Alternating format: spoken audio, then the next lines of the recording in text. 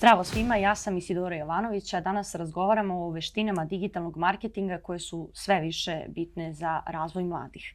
U svijetu gdje je online prisustvo ključ uspeha, znanje i veštine u digitalnom marketingu postaju sve važnije i za poslove van ove, mogu reći slobodno, perspektivne industrije.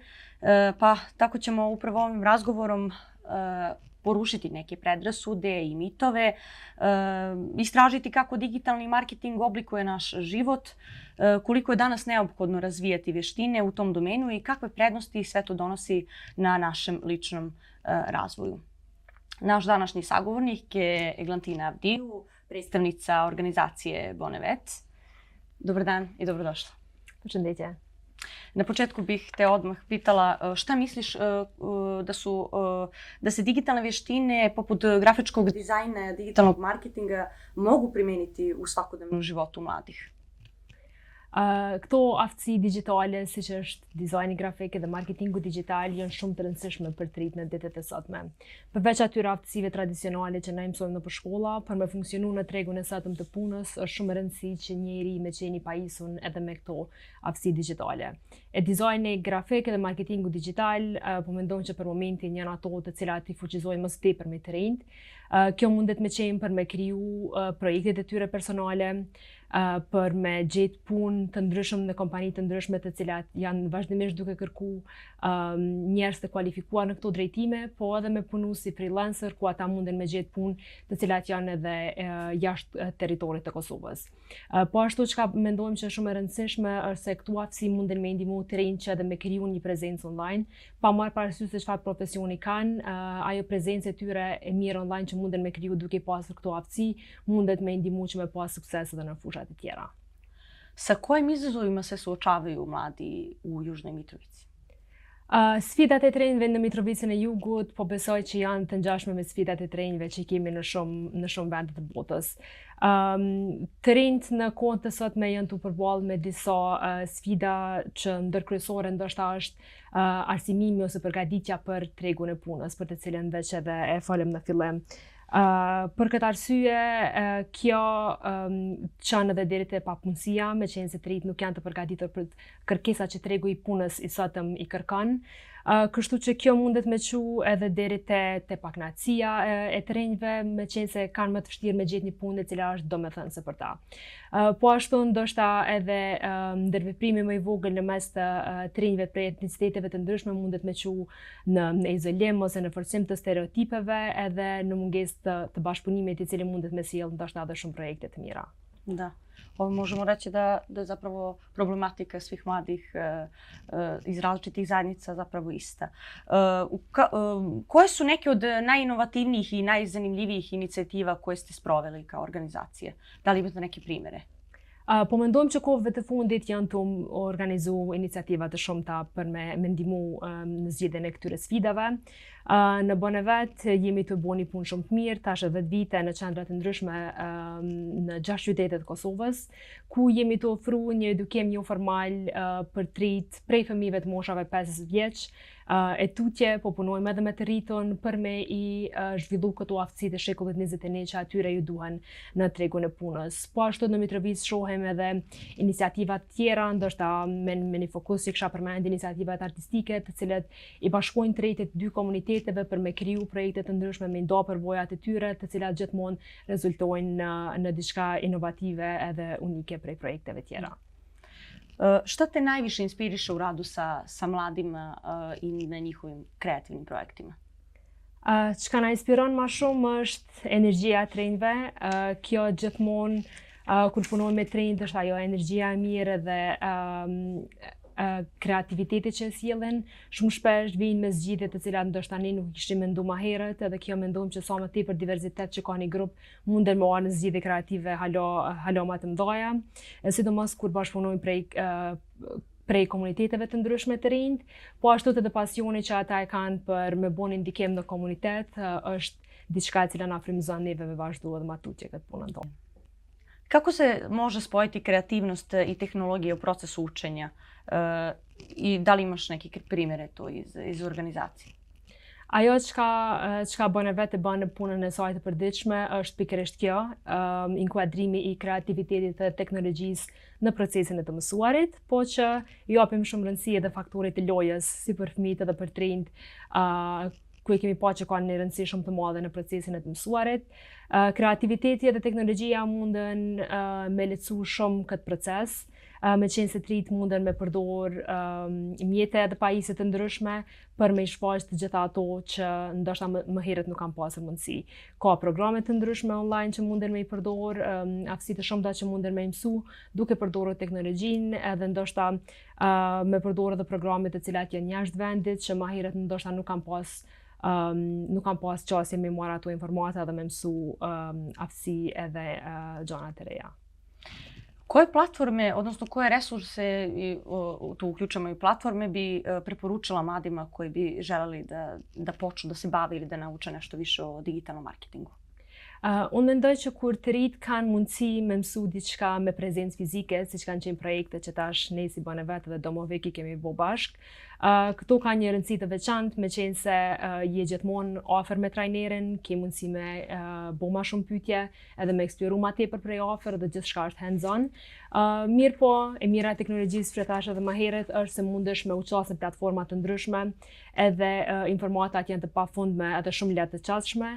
E mira e platformave online është që mundesh me u kyç prej ambientit të shtëpisë, mundesh me kalu kohën që ty të përshtatet, shpejtësinë e mësimit që ty të përshtatet, edhe me mësu në atë mënyrë që ty të përshtatet më tepër. Ndoshta disa prej platformave të shumta, të cilat tash ndoshta ChatGPT mundet edhe ma lehtë me ju jap një listë madhe të platformave që munden me u përdor, po një prej tyre është për shembull Google Digital Garage, ku mundet me pas është platforme e cila ofron kurse falas ku mund të mësu bazat e marketingu digital, SEO, masane strategji të ndryshme për rrjete sociale, pastaj ka kanale të shumta në YouTube të cilat munden me të mësu dizajn grafik në hapa të ndryshëm. Unë personalisht mendoj se Canva është një platformë e cila për dikon e cili merr hapat e parë në dizajn dhe marketing mundet shumë lehtë me u përdor për me kriju një bazë, por gjithsesi duhet me pas edhe njohuri ma tepër në dizajn që me kriju një produkt të mirë në fund. Kako izgleda proces kreativnog izražavanja mladih u vašoj organizaciji? Da li više se okreću tradicionalnim metodama ili se ipak okreću prema tehnologiji? Kjo mendoj që varet ma shumë prej individit, gjithmonë tash me përsosmërinë e produkteve ose mjeteve teknologjike, kjo jep ma tepër mundësi për me shpreh kreativitetin, po gjithmonë varet prej personit. Shumë shpesh kemi të rinjt të cilët dëshirojnë gjithçka me kriju online, edhe skicat e para që i bojnë online. Mirë po ka dhe të tjerë të cilët preferojnë ndoshta metodat të cilat kanë qenë më të vjetra, por që ajo është mënyra që ata e shprehin ma lehtë kreativitetin e tyre, edhe kemi shumë shpesh raste kur bëhen edhe kombinimet, kur ndoshta krijojnë skicat në letër dhe pastaj digitalizohen dhe vazhdon punën në formën digjitale. Šta misliš o važnosti saradnje između različitih grupa, odnosno mladih iz različite zajednice i kada su u pitanju razmene ideja i zajednički rad?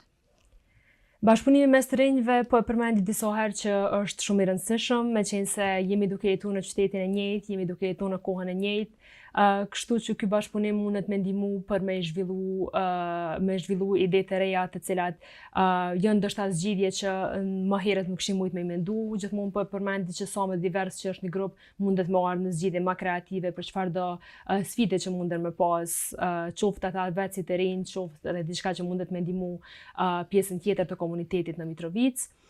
Po ashtu në qoftë se ka bashkëpunim, kjo ndihmon edhe në zvëglimin e stereotipeve, edhe në ndërtimin e një mirëkuptimi të ndërsjellët, duke pa që ndoshta kanë shumë të përbashkëta të rinj të cilët po rriten në kohën e njëjtë dhe kanë interesa shumë të ngjashme mes tyre. Koje veštine mladi često zanemaruju, a koje su zapravo ključne za uspjeh u digitalnom svijetu?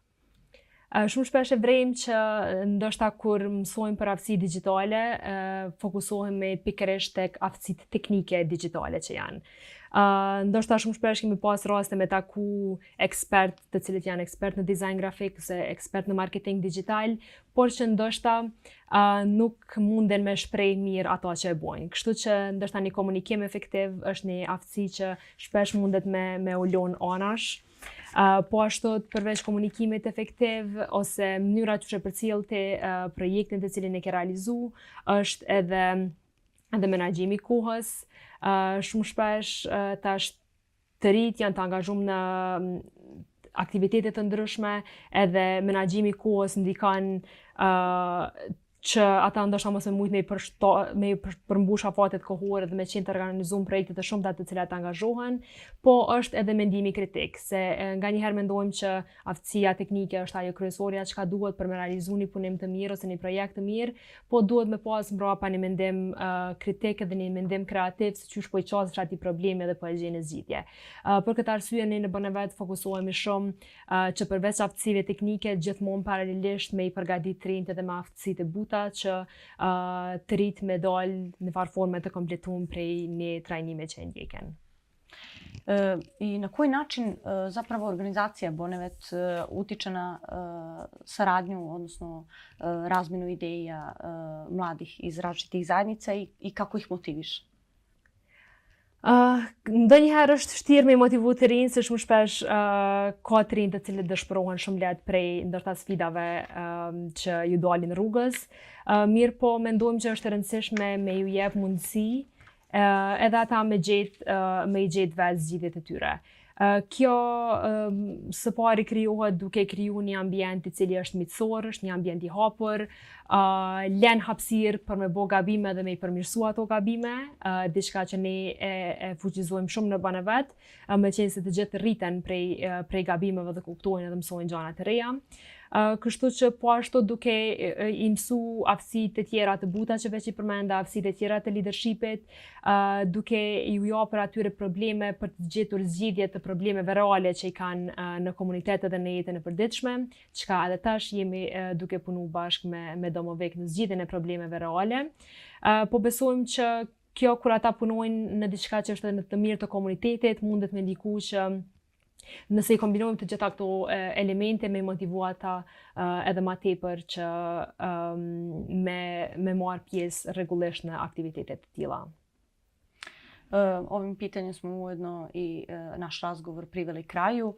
Ovom prilikom ti se zahvaljujem na izdvojenom vremenu i na zapravo želji da podeliš sa nama svoje iskustvo i viđenje o ovoj temi, kao i neke predloge za mlade koji bi želeli da se bave digitalnim marketingom, a iz svega možemo zaključiti da su znanje i veštine izuzetno neophodne ne samo u ovoj industriji, već i za naš lični razvoj, tako da i u ovoj i van ove industrije. Hvala vam na gledanju.